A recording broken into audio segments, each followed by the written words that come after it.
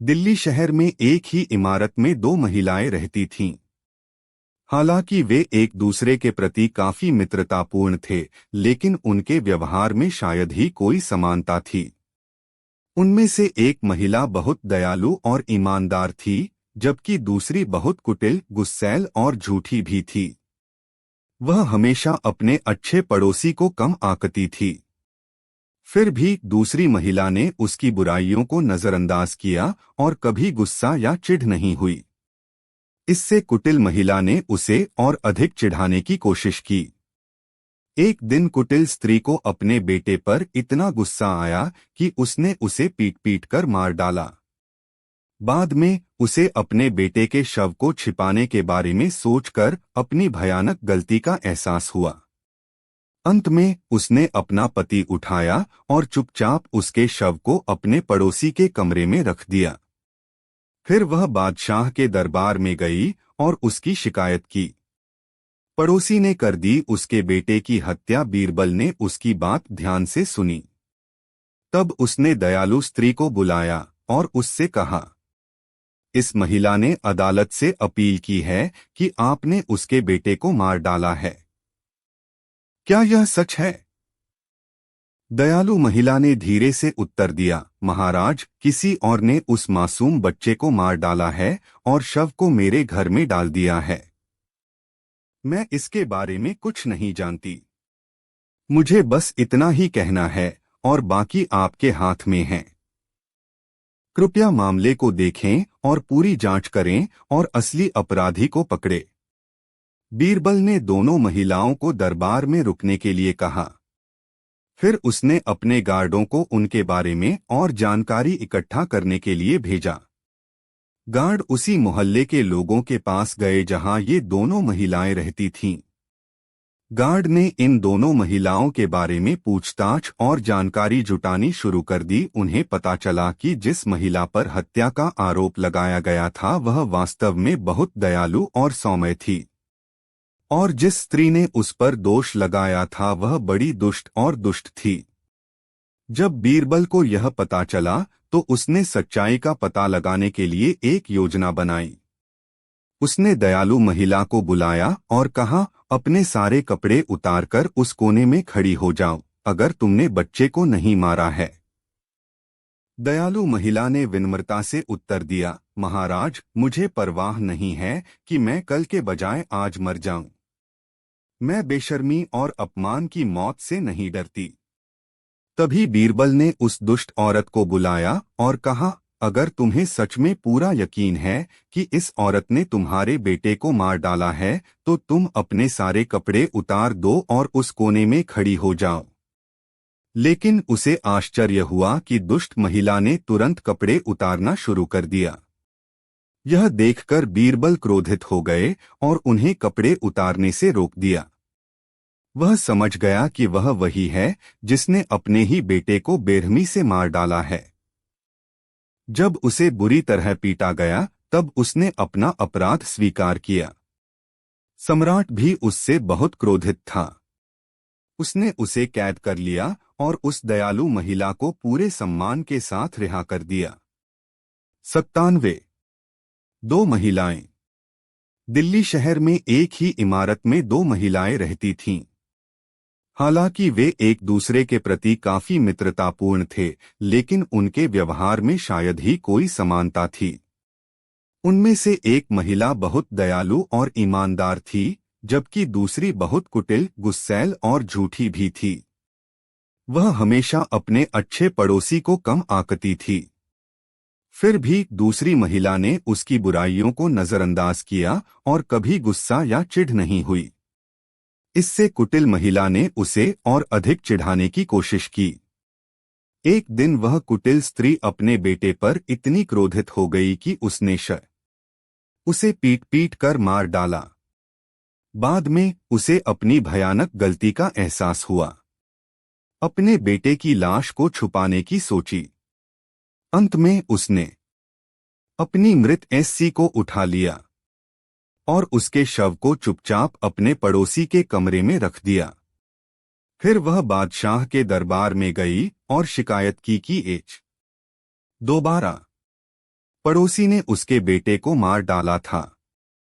बीरबल ने उसकी बात ध्यान से सुनी। तब उसने उस दयालु स्त्री को बुलाया और उससे कहा, इस स्त्री ने अदालत से अपील की है कि तुमने उसके बेटे को मार डाला है। क्या यह सच है? दयालु महिला ने धीरे से उत्तर दिया, महाराज, किसी और ने उस मासूम बच्चे को मार डाला है और शव को मेरे घर में डाल दिया है। मैं इसके बारे में कुछ नहीं जानती। मुझे बस इतना ही कहना है और बाकी आपके हाथ में है। कृपया मामले को देखें और पूरी जांच करें और असली अपराधी को पकड़े। बीरबल ने दोनों महिलाओं को दरबार में रुकने के लिए कहा। फिर उसने अपने गार्डों को उनके बारे में और जानकारी इकट्ठा करने के लिए भेजा। गार्ड उसी मोहल्ले के लोगों के पास गए जहां ये दोनों महिलाएं रहती थीं। गार्ड ने इन दोनों महिलाओं के बारे में पूछताछ और जानकारी जुटानी शुरू कर दी। उन्हें पता चला कि जिस महिला पर हत्या का आरोप लगाया गया था वह वास्तव में बहुत दयालु और सौम्य थी, और जिस स्त्री ने उस पर दोष लगाया था वह बड़ी दुष्ट और दुष्ट थी। जब बीरबल को यह पता चला तो उसने सच्चाई का पता लगाने के लिए एक योजना बनाई।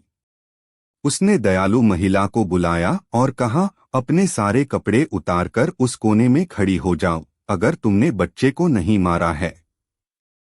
दयालु महिला ने विनम्रता से उत्तर दिया, महाराज, मुझे परवाह नहीं है कि मैं कल के बजाय आज मर जाऊं। मैं बेशर्मी और अपमान की मौत से नहीं डरती। तभी बीरबल ने उस दुष्ट औरत को बुलाया और कहा, अगर तुम्हें सच में पूरा यकीन है कि इस औरत ने तुम्हारे बेटे को मार डाला है तो तुम अपने सारे कपड़े उतार दो और उस कोने में खड़ी हो जाओ। लेकिन उसे आश्चर्य हुआ कि दुष्ट महिला ने तुरंत कपड़े उतारना शुरू कर दिया।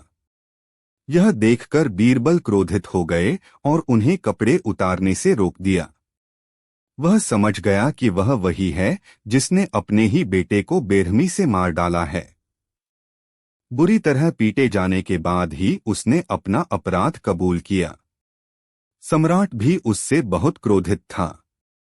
उसने उसे कैद कर लिया और उस दयालु महिला को पूरे सम्मान के साथ रिहा कर दिया। 98 बीरबल मिल गया। एक बार बादशाह और बीरबल के बीच तीखी बहस हुई। किसी छोटी सी बात पर बादशाह ने दरबार में बीरबल के प्रवेश पर प्रतिबंध लगा दिया। बीरबल दिल्ली छोड़कर किसी दूसरे शहर में रहने चले गए। लेकिन कुछ समय बाद बादशाह को दरबार में उनकी अनुपस्थिति महसूस होने लगी। उसने बीरबल का पता लगाने की सोची, लेकिन वैसा ही हुआ। इतना आसान नहीं। सम्राट ने सावधानी पूर्वक योजना बनाई।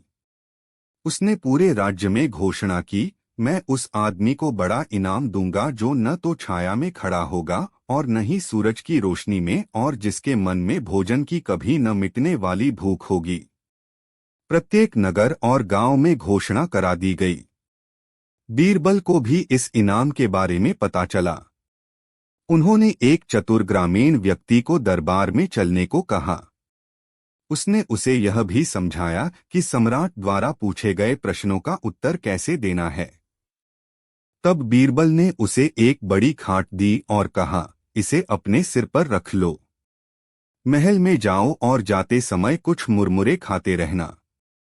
जब तुम अदालत में हो तो मेरे निर्देशों के अनुसार प्रत्येक प्रश्न का उत्तर दो।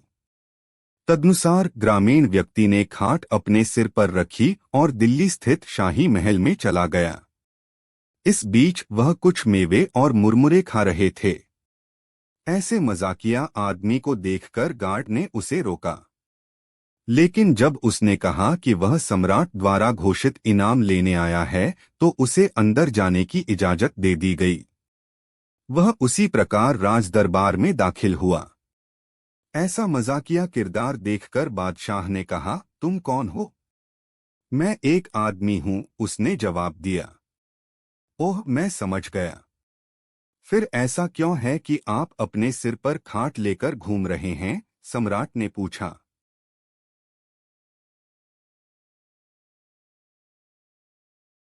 बेचारे पति को प्रतिदिन 10 बार जूतों से मारती थी। एक दिन दरबारियों में से एक ने दरबार में जूतों वाली महिला के बारे में बताया और कहा, अगर बीरबल इस महिला को वश में कर सके तो वह असाधारण रूप से चतुर माना जाए। बीरबल ने चुनौती स्वीकार कर ली। फिर दरबारी जाकर उस महिला से मिला। उन्होंने उसे बताया कि क्या हुआ था और कैसे बीरबल ने उसे वश में करने की चुनौती स्वीकार की थी, और उन्होंने उसे यह भी बताया कि इस संबंध में बीरबल के प्रयासों को विफल करने के लिए उसे क्या कार्रवाई करनी होगी। महिला बीरबल के पास गई और बोली, देखो राजा बीरबल, मैं अपने पति को प्रतिदिन 10 बार जूतों से पीटती हूँ। मैंने अपनी बेटी को भी अपने होने वाले पति के साथ ऐसा ही करना सिखाया है। मैं तुम्हें वास्तव में बुद्धिमान मानूंगी अगर आप मेरी बेटी से शादी करने की चुनौती स्वीकार करेंगे। बीरबल ने कहा, महोदया, मैं पहले से ही शादीशुदा हूँ, लेकिन मेरा भाई जो जयपुर में रहता है शायद उससे शादी करेगा। ठीक है, लेकिन पूर्व शर्त के अनुसार उसे भी प्रतिदिन 10 जूतों की मार सहने के लिए तैयार रहना होगा। उसने उत्तर दिया। बीरबल ने कहा, हाँ, यह अपरिवर्तित रहेगा। इस बात पर बीरबल और महिला सहमत हो गए। उन्होंने जयपुर में अपने भाई से संपर्क किया, जो बहुत चतुर और बुद्धिमान था, और उसे अपने द्वारा ली गई चुनौती के बारे में बताया। बीरबल का भाई उस महिला की बेटी से शादी करने के लिए तैयार हो गया। शादी समझौते के तहत हुई। महिला ने अपनी बेटी को एक जोड़ी नए जूते दिए और कहा, याद रखना, अगर तुम अपने पति को अपने वश में रखना चाहती हो तो तुम्हें दिन में 10 बार अपने पति को जूतों से पीटना होगा। जब बारात जयपुर पहुंची तो बीरबल अचानक बहुत क्रोधित हो गए और चिल्लाने लगे। दुल्हन ने अपने पति से पूछा, ऐसा क्या है जो आपके भाई को इतना गुस्सा आ रहा है? वह क्यों चिल्ला रहा है? हेयरबल के भाई ने कहा, मेरा भाई बहुत गुस्सैल है। उसने घर में एक लोहे की रॉड रखी है। एक बार उसे गुस्सा आ जाए तो वह किसी को भी नहीं बख्शता और घर में सभी को बेरहमी से पीटना शुरू कर देता है। आप भी अपवाद नहीं होंगे। खुद को इसके लिए मानसिक रूप से तैयार कर लीजिए। इसके अलावा यह हमारी पारिवारिक परंपरा है। दुल्हन बुरी तरह डर गई। वह बीरबल के चरणों में गिर पड़ी और बोली, महोदय, मुझ पर दया करें। मैं मार नहीं सह सकती, लेकिन यह हमारी पारिवारिक परंपरा है। तुम्हें यह सब सहना पड़ेगा। बीरबल ने गुस्से में कहा, क्या तुम्हारी माँ ने तुम्हें अपने पति को जूतों से पीटना नहीं सिखाया है? यदि आपकी माँ की कुछ पारिवारिक परंपराएं हैं तो हमारी भी कुछ पारिवारिक परंपराएं हैं। दुल्हन रोने लगी। उन्होंने कहा, मैं कभी भी अपनी माँ के नक्शे कदम पर नहीं चलूंगी। मैं अपने पति को कभी नहीं मारूंगी। मैं जानती हूँ मेरी माँ ने बहुत गलत किया है। उन्हें एक आदर्श जोड़े के लिए अच्छा उदाहरण नहीं माना जा सकता। बीरबल तुरंत शांत हो गए। उसने नरम स्वर में कहा, बहन, ऐसा कोई कारण नहीं है कि तुम मुझसे डरो। मैंने यह सब केवल तुम्हारी आंखें खोलने और तुम्हारी माँ द्वारा अपनाई गई गंदी परंपरा को खत्म करने के लिए किया है। एक पत्नी तभी प्यारी होती है जब वह अपने पति से प्यार करती है। कुछ दिनों के बाद लड़की के पिता वापस अपने घर के लिए चल पड़े। बीरबल ने उससे कहा, इतनी जल्दी मत जाओ। कुछ दिन और रुको। खाओ पियो, स्वस्थ रहो और फिर जाओ। जब गरीब आदमी काफी स्वस्थ हो गया तो बीरबल ने उसे एक रंगी हुई लोहे की छड़ी दी और बताया कि उसे क्या करना है। दोनों एक साथ राजधानी लौटे। इस बीच रूढ़ी औरत अपने पति के वापस आने का बेसब्री से इंतजार कर रही थी। उन्होंने यह भी हिसाब लगा लिया था कि उनकी बेटी ने अपने दामाद को कितनी मारपीट की होगी। जैसे ही उसका पति वापस आया, उसने उसे बैठने के लिए कहा और हाथ में जूता लेकर अपने पति को पीटने के लिए तैयार हो गई। बू। इस बार पति सावधान था और इससे पहले कि वह उसे पीटना शुरू करती, उसने लोहे की रॉड उठाई और उसकी पीठ पर दे मारी। महिला दर्द से कराह उठी। वह गिड़गिड़ाने लगी, नहीं नहीं, भगवान के लिए कृपया मुझे मत मारो, मैं तुमसे माफी मांगती हूँ। मैं तुम्हें भविष्य में कभी नहीं मारूंगी। वह क्षमायाचना की मुद्रा में अपने पति के पैरों पर गिर पड़ी। दरबारी यह देखकर बहुत प्रभावित हुए कि बीरबल ऐसे स्वभाव वाली महिला को वश में कर सकते हैं। एक दिन बादशाह अकबर ने बीरबल से कहा, बीरबल, जब तुम इतने बुद्धिमान हो तो तुम्हारे गुरु भी ज्ञान से भरपूर होंगे। मैं उनसे मिलना चाहता हूँ। बीरबल चुप रहे क्योंकि उनका कोई गुरु नहीं था। उसने कुछ देर सोचा और फिर कहा, महाराज, मेरे गुरु वैष्णो देवी की तीर्थयात्रा पर गए हैं। मुझे उनकी वापसी के कार्यक्रम के बारे में जानकारी नहीं है। यहाँ नहीं। मुझे कोई बहाना नहीं चाहिए बीरबल। मैं उससे मिलना चाहता हूँ और तुम्हें 1 महीने के भीतर उसे फोन करके मेरे पास बुलाना होगा, बादशाह ने जोर देकर कहा। हताश बीरबल समस्या के समाधान का कोई उपाय सोचने लगे। बीरबल के साथ समस्या यह थी कि उनके पास कोई गुरु नहीं था और साथ ही शाही आदेश का पालन करना भी उनके लिए अनिवार्य था। आखिरकार उसे एक योजना सूझी। उसने एक चरवाहे को बुलाया और उसे 100 सोने के सिक्के देते हुए कुछ निर्देश दिए। जब चरवाहा सहमत हो गया तो बीरबल ने उसके चेहरे पर कृत्रिम दाढ़ी और मूछें लगाईं और उसे भगवा वस्त्र पहनाए। अब चरवाहा एक ऋषि की तरह लग रहा था। बीरबल उसे एक मंदिर में ले गए और हाथ में मोतियों की माला लेकर ध्यान मुद्रा में बैठने को कहा। उसने चरवाहे को सम्राट से बात न करने की भी हिदायत दी और यदि सम्राट उसे कोई उपहार देने का प्रयास करे तो उसे विनम्रतापूर्वक मौन भाव से उसे स्वीकार करने से मना कर देना चाहिए। बीरबल ने चरवाहे को चेतावनी दी कि अगर तुम एक भी शब्द नहीं बोलोगे तो तुम्हारी पोल खुलने की पूरी संभावना है और एक बार उजागर होने पर तुम्हें फांसी पर लटका दिया जाएगा। चरवाहा डर गया, लेकिन चूंकि उसने इस काम के लिए 100 सोने के सिक्के स्वीकार कर लिए थे, इसलिए उसे बीरबल की बात माननी पड़ी। तब बीरबल बादशाह अकबर के पास गए और उन्हें अपने गुरु के राजधानी में आने की सूचना दी। बादशाह बहुत खुश हुए और बीरबल के साथ मंदिर में गए। उन्होंने बीरबल के गुरु के सामने आदरपूर्वक सिर झुकाया और कहा, कृपया मेरा प्रणाम स्वीकार करें और कृपया मुझे भी आपसे कुछ शब्द बोलने की अनुमति दें। लेकिन बीरबल के गुरु चुप रहे और एक भी शब्द नहीं बोले। उनकी चुप्पी ने सम्राट को यह सोचने पर मजबूर कर दिया कि शायद गुरु कुछ उपहार या कुछ धन चाहते थे। ऐसा सोचकर उसने सोने के सिक्कों से भरा एक बड़ा थैला उसके सामने रख दिया। लेकिन गुरु ने उस पर नजर भी नहीं डाली और उसे बैग उठाकर वहां से चले जाने का इशारा किया। सम्राट क्रोध से आग बबूला होकर अपने महल में वापस आए। बीरबल ने उसका पीछा किया। उन्होंने बीरबल से कहा, मुझे बताओ बीरबल, जब कोई मूर्ख मिले तो उसे क्या करना चाहिए? बीरबल का उत्तर था, व्यक्ति को चुप रहना चाहिए। सम्राट अचंभित हो गया। उसने सोचा कि बीरबल के गुरु ने उसे मूर्ख समझा होगा और यही कारण है कि वह चुप रहे। और निःसंदेह सोने और पैसे से गुरु की चापलूसी करना उसकी मूर्खता थी।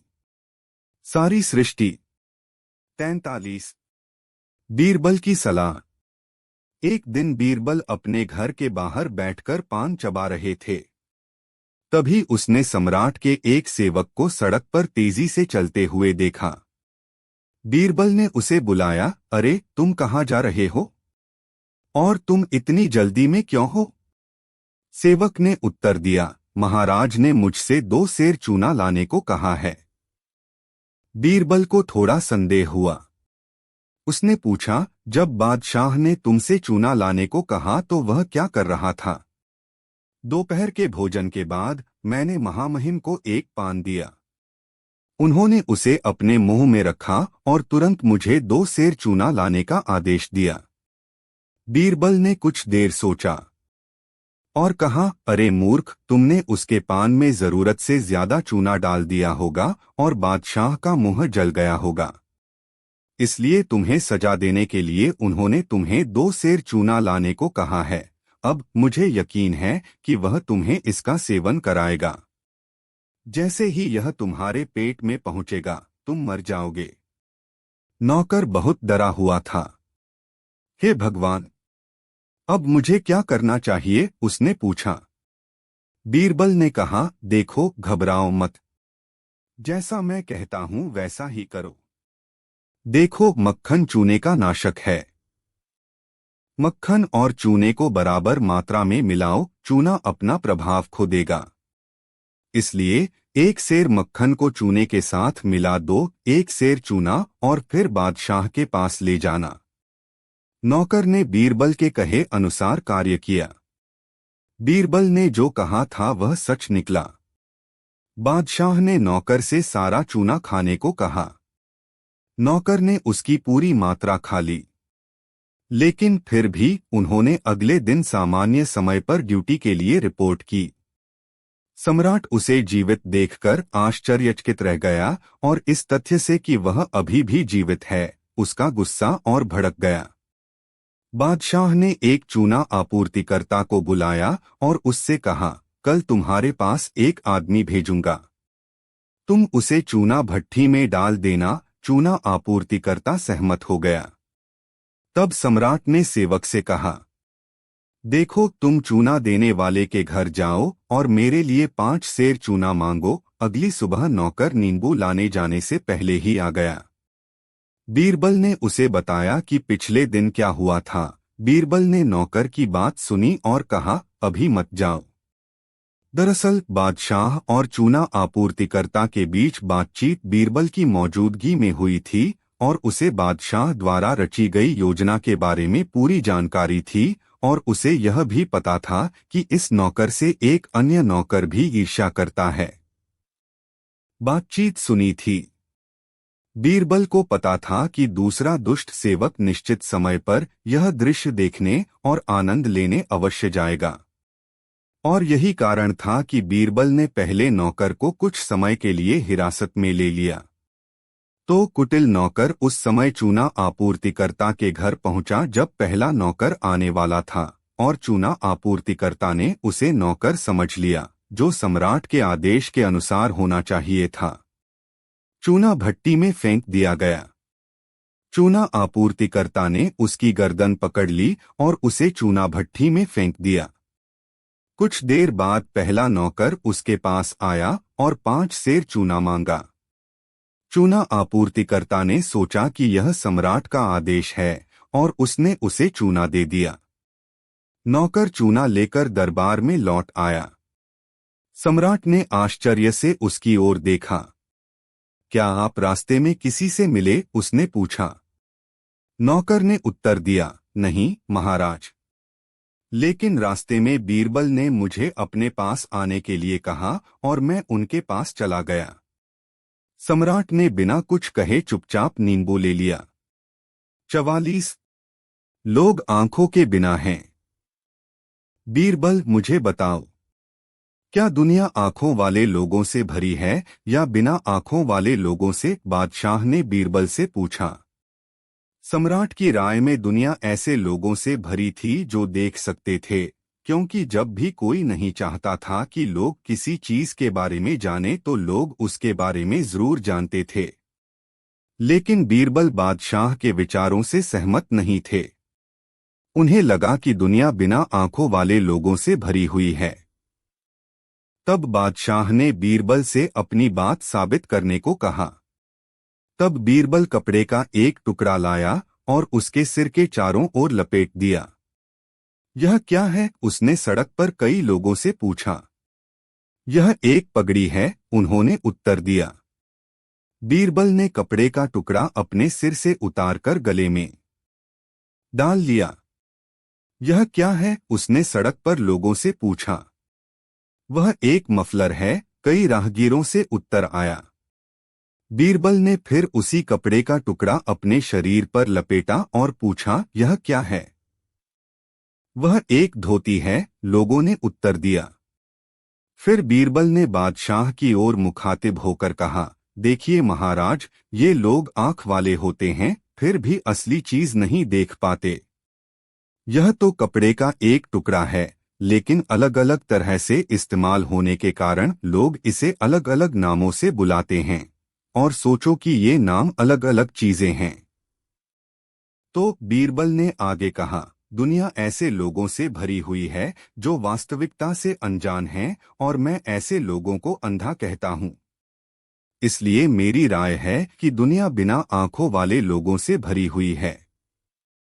अकबर बीरबल की कहानियां 6:45। क्रोधित व्यापारी। इसे साकार करो। राजधानी में एक व्यापारी रहता था। वह बहुत ही छोटे स्वभाव का था। वह जो भी बोलते थे उसी पर संयम रखते थे। एक दिन व्यापारी दोपहर का भोजन कर रहा था और पहले कौर में ही उसे अपने भोजन में बाल का पता चला। वह क्रोधित हो गया और अपनी पत्नी पर चिल्लाया, देखो, अगर मुझे दोबारा मेरे भोजन में एक भी बाल मिला तो मैं तुम्हारा सिर मुंडवा दूंगा। सावधान! यह सुनकर पत्नी सचमुच घबरा गई। उसने इस बात का पूरा ध्यान रखा कि भोजन में कोई बाल न आए। और एक दिन व्यापारी को अपने भोजन में एक और बाल मिला। उसने अपने नौकर से नाई लाने को कहा। नौकर नाई को बुलाने चला गया। व्यापारी की पत्नी को एहसास हुआ कि अब वह मुसीबत में है। उसने गुप्त रूप से अपने भाइयों को एक संदेश भेजा। फिर उसने खुद को एक कमरे में बंद कर लिया और अंदर से दरवाजा बंद कर लिया। व्यापारी की पत्नी के चारों भाई राजधानी में रहते थे। वे अपनी बहन का संदेश पाने के लिए चिंतित हो गए। वे मदद के लिए बीरबल के पास पहुंचे। बीरबल ने कहा, तुम सब वहां जाओ। नंगे ऊपरी शरीर के साथ अपने कंधों पर एक तौलिया लेकर। मैं जल्द ही वहां आपसे जुड़ूंगा। चारों भाइयों ने बीरबल की सलाह के अनुसार कार्य किया। इस बीच व्यापारी का नौकर पहले से ही एक नाई को ले आया था। व्यापारी ने उस कमरे का दरवाजा पीटना शुरू कर दिया जिसमें उसकी पत्नी थी। खुद को बंद कर लिया था। तभी उसके चारों भाई कंधे पर तौलिया लटकाए घर में दाखिल हुए। व्यापारी उन्हें देखकर अप्रसन्न हो गया। तभी बीरबल भी वहां आ पहुंचे और उनमें से एक से बोले, आओ, हम अर्थी तैयार करें। यह सुनकर व्यापारी आगे बढ़ा और पूछा, क्या हो रहा है? यहाँ कौन मर गया है? बीरबल ने उत्तर दिया, अभी तक किसी की मृत्यु नहीं हुई है। लेकिन हिंदू धर्म के अनुसार महिला का सिर उसके पति की मृत्यु के बाद ही मुंडवाया जाता है। हमने सुना है कि आप अपनी पत्नी का सिर मुंडवा रहे हैं, इसलिए हमने पहले से ही सारी तैयारी कर ली है। व्यापारी को अचानक अपनी गलती का एहसास हुआ। उन्होंने कहा, सर, आपने मेरी आंखें खोल दी हैं। अब से मैं इस बात का ध्यान रखूंगा कि मैं गुस्से में आकर जल्दबाजी में कोई फैसला न लूं।